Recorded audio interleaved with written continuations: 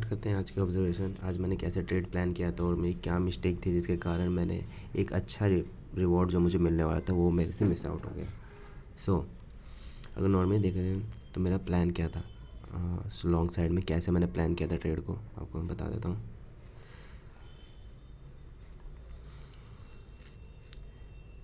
सबसे पहले मैंने वीकली टाइम फ्रेम चेक किया था जिसमें मुझे क्या दिखा था, मार्केट ने यहाँ तक फॉल हुआ था, जिसमें मुझे ये पता कंफर्मेशन मिल गई कि मार्केट ने इस जोन के लो को टैप कर दिया था एंड देन अप साइड में मूव करने लगा। अप साइड के चांसेस थोड़े बढ़ गए थे क्योंकि जोन को टैप हो चुका था और यहाँ पे जितनी भी लिक्विडिटी थी या लॉन्ग साइड में जिन्होंने भी प्लान किया होगा उनके ऐसे नॉर्मल सी बात है यहाँ के आसपास लगा के रखे होंगे जिनके कारण उसको इजीली उसने टैप किया एंड देन यहाँ से रिवर्सल के चांसेस हाई थे। एज अ सपोर्ट भी रिएक्ट करता है ये जोन मेरे अकॉर्डिंग। देन मैंने यहाँ पे एक लेवल ड्रॉ किया इस हिसाब से एंड देन मैंने टाइम फ्रेम शिफ्ट किया 1 डे के अकॉर्डिंग। 1 डे में मुझे ये कंफर्मेशन दी कि मार्केट में ये कि ये वीक को जैसे अगर मार्केट ने टैप किया एंड देन टैप करने के बाद एक रिवर्सल के चांसेस हाई थे क्योंकि मार्केट ओवरऑल अप ट्रेंड में ही है एंड देन एक का रिट्रेसमेंट लेवल भी है। अगर आप ध्यान से देखें तो इसमें एज अ रिट्रेसमेंट लेवल भी मुझे दिखा था अराउंड ये 70% के लेवल को भी इसने टैप किया था और एज अ सपोर्ट जोन भी यहाँ पे था। तो ये दोनों दो कन्फर्मेशन एक ये मिली मुझे फिफ्थ के अकॉर्डिंग। पहली कन्फर्मेशन थी 1 वीक के टाइम फ्रेम में कि उसने अपने जो सपोर्ट जोन को था उसको टैप किया। सेकंड कन्फर्मेशन 5 के अकॉर्डिंग 70% लेवल को भी इसने टैप किया एंड यहाँ से एक रिवर्सल के भी चांसेस थे हाई। तीसरी जो मेरे को मेजर दिखी 4 आवर टाइम फ्रेम के अकॉर्डिंग एक ट्रेंड लाइन भी यहाँ पे दिख रहा था अप साइड में, ये मेरे से थोड़ा मिस आउट हो गया, ये मैंने बाद में ऑब्जर्व किया। इस हिसाब से ट्रेंड लाइन भी था और आप क्लियरली कट देख सकते हैं।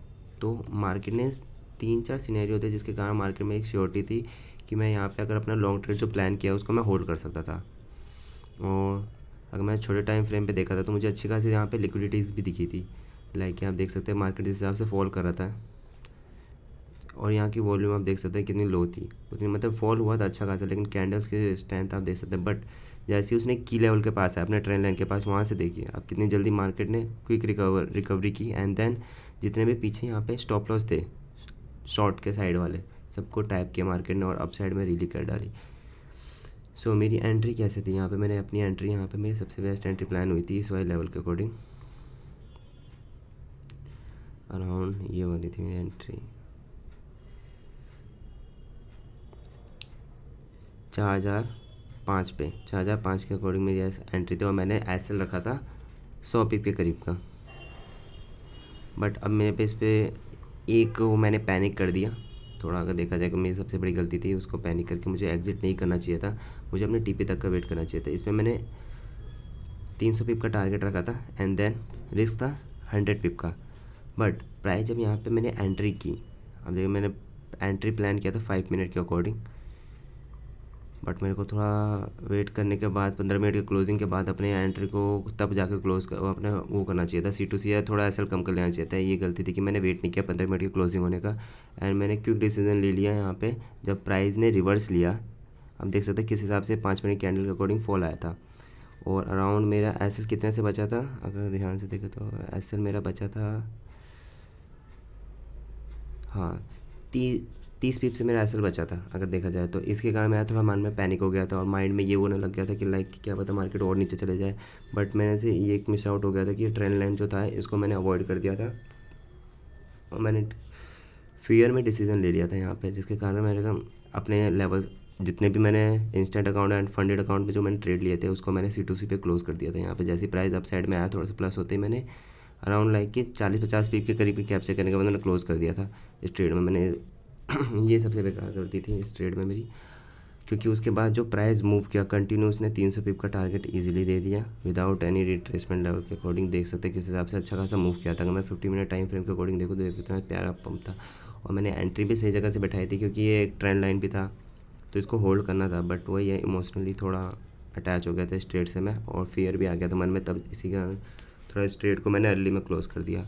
बाकी गोल्ड को आप देख सकते हैं कितना अच्छा मूव कर रहा है अप साइड में। अभी शाम के टाइम में ये रिकॉर्ड कर रहा हूँ एंड देन आप देख सकते हैं कितना अच्छा ये अप साइड में मूव कंटिन्यू कर रहा है रिट्रेसमेंट के बाद। अगर आप मैंने इवनिंग के टाइम पे अगर आप ये करता मैं एक रिट्रेसमेंट लेवल लगाता इवनिंग के टाइम पे अराउंड इस हिसाब से तो मुझे एक बाइंग लेवल दिखता है रिट्रेसमेंट के बाद, क्योंकि ये जिस हिसाब से पंप हुआ है रिट्रेस लेवल ये था, यहाँ पे मैं एक बाइंग प्लान कर सकता था अप साइड के लिए, बट मैंने यहाँ पे प्लान किया नहीं, इसको मैंने थोड़ा अवॉइड कर दिया। इसके कारण थोड़ा ये बेकार हो गया सीन, क्योंकि ये शाम के टाइम का मूव था। अगर मैं यहाँ से प्लान करता तो मैं स्टॉप लॉस इसके अकॉर्डिंग में प्लान करता। लाइक देखते हैं यहाँ पे मेरी एंट्री होती है एस एल, मैं इस कैंडल के ओपनिंग क्लोजिंग के पास रखता, जो कि 160 पिप का बैठा था, और रिस्क रिवॉर्ड 1:2 के करीब लेके चलते, देन इजीली टैप कर जाता रिस्क रिवॉर्ड के अकॉर्डिंग ही। बट अभी देखते हैं, ये तो दो ट्रेड, एक ट्रेड मैंने मॉर्निंग में लिया था जो मिस आउट हो गया था, जिसके कारण ये वाला ट्रेड में से मिस आउट हो गया, क्योंकि मैं थोड़ा फ्रस्ट्रेट हो गया था इस ट्रेड के बाद। लाइक कि वही एंट्री मिस आउट होने के बाद थोड़ा होता है ना कि नेक्स्ट एंट्री प्लान नहीं कर पाते हम लोग, यही वाला सीन था। बाकी इस मिस्टेक को भी, अपनी गलतियों को सुधारने की कोशिश करूँगा, और देखते हैं कैसे उसे कवर करते हैं। बाकी बैक टेस्ट और कंटिन्यू वॉच करने के बाद थोड़ा ये वही एक्सपीरियंस के साथ टाइम टू टाइम गेन होगा ये सब चीज़ें, नॉलेज। बाकी एज ए जनरल मैं इसे नोट कर लेता हूँ। और आज का मूव बहुत अच्छा गोल्ड कर रहा है, अगर देखा जाए तो क्लियर मूव कर रहा है। आज ट्यूसडे का टाइम है और क्लियर मूव भी कर रहा है गोल्ड अप साइड के अकॉर्डिंग। एंड देन यहाँ पे भी अच्छी खासी लिक्विडिटी पड़ी हुई है, तो मार्केट में एक सिनेरियो यहाँ पे बन रहा है कि मार्केट कंटिन्यू पंप कर सकता है यहाँ के अकॉर्डिंग। बट एक लेवल और देखना है कि मुझे ये देखिए, यहाँ पे एक डाउन ट्रेंड का लेवल दिख रहा है, और अभी तक इसको ब्रेक कर रखा है अप साइड में। इन केस 1 आवर की क्लोजिंग अप साइड में बॉडी के साथ हो गई, या 30 मिनट की या 1 आवर की, इन दोनों में से कोई भी कैंडल अप साइड में क्लोज कर दिया बॉडी के साथ, तो एक रिट्रेसमेंट के बाद एक बाइंग साइड में कंटिन्यू पंप हमें देखने को मिल सकता है। और यहाँ तक कि अच्छी खासी लिक्विडिटी पड़ी हुई है मार्केट में। बाकी देखते हैं क्या सिनेरियो रहता है। अगर मैं शॉर्ट भी प्लान करूँगा तो इसके नीचे के साइड से प्लान करूँगा, जैसे इस ट्रेंड लाइन के डाउन साइड में अगर कोई बेरिश कैंडल के कंफर्मेशन के बाद मुझे कोई एंट्री दिखेगी किसी भी टाइम फ्रेम पे, तब मैं प्लान करूँगा। बाकी अभी कोई भी टाइम फ्रेम में चेक कर रहा हूँ तो उसके अकॉर्डिंग तो मार्केट स्टिल बुलिश ही है, अप साइड में अच्छा खासा मूव कर रहा है। बाकी कोई कंफर्मेशन शॉर्ट के लिए अभी दिख नहीं रहा है। बट यहाँ पे एक और सिनेरियो बन सकता है रिट्रेसमेंट का, पंप भी हो सकता है। अगर पंप हुआ तो यहाँ तक का लेवल जो दिख रहा है आपको 4107 या 108 के पास तक का लेवल को टैप कर सकता है, कंटिन्यू पंप हुआ कल के डे में भी।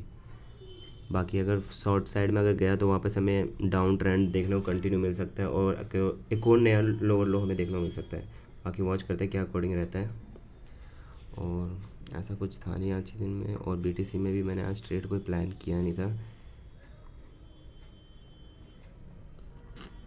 जो बीटीसी ऑलरेडी बहुत अच्छा फॉल हुआ था आज 89 तक। वो भी थोड़ा रिकवर करने की कोशिश कर रहा है, लेकिन ये जोन आप देख सकते हैं कितना कंसोलिडेट हो रहा है। ये वाले जोन में प्राइस बहुत टाइम से इस वाले जोन में रहा है। देखते हैं इसका ब्रेकआउट आया अप साइड में तो शायद कंटिन्यू हम पंप देखने को मिल सकता है। ब्रेकआउट आया इन केस दैन, क्योंकि कंसोलिडेशन अच्छा खासा हो रखा है, और कंसोलिडेशन के बाद अब किसी जोन में फंस जाता है कोई प्राइस एंड देन उसका ब्रेकआउट या ब्रेकडाउन आता है, तो एक अच्छी खासी मूव दे वो हमें उस डायरेक्शन में शो कर जाता है।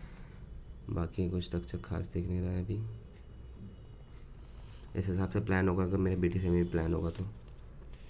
बाकी ईटीएच में देख लेते हैं। वॉल्यूम कम है अभी क्रिप्टो में, देख सकते हो। और तो पूछो ही मत, और कितने जिस हिसाब से मूव कर रहे हैं ना और इसका रुक रुक के कम वॉल्यूम के साथ, वही है मार्केट जिस हिसाब से अभी डाउन हुआ है, तो क्रिप्टो में थोड़ा पैनिक सिचुएशन क्रिएट हो रखा है। बाकी एज ए जनरल मैंने जो मुझे लर्निंग मिली आज की ट्रेड में वो ये था कि अगर मैं कोई ट्रेड प्लान कर रहा हूँ और मुझे उसका स्टॉप लॉस और टीपी पता है, तो मुझे वहाँ तक अपने इमोशन को कंट्रोल रखना है, और कैसे मैं उस ट्रेड को कंटिन्यू होल्ड कर पाऊँ। और मेरे को अपने एसएल को कट नहीं, मतलब अपने ट्रेड को कट नहीं करना C2C पे, क्योंकि अगर मैं जल्दी कट कर देता हूँ अपने एंड टीपी से पहले तो इमोशनली इम्पैक्ट पड़ता है, जिसके कारण देख सकते हैं कि मेरी ये वाली एंट्री के कारण मेरी जो सेकंड एंट्री बन रही थी इवनिंग के टाइम पे वो मेरे से मिस आउट हो गया, क्योंकि मॉर्निंग के एक ट्रेड की गलती के कारण जो ये वाली ट्रेड थी। अब मान के चले मैंने ये एंट्री ले ली होती तो थोड़ा कॉन्फिडेंस रहता, तब जाके मैं एक एंट्री इस वाले में भी ले सकता था सेकंड वाले में, बट वही बात है मैंने अवॉइड कर दिया। बाकी मिलते हैं नेक्स्ट वीडियो में, अभी के लिए बाय बाय।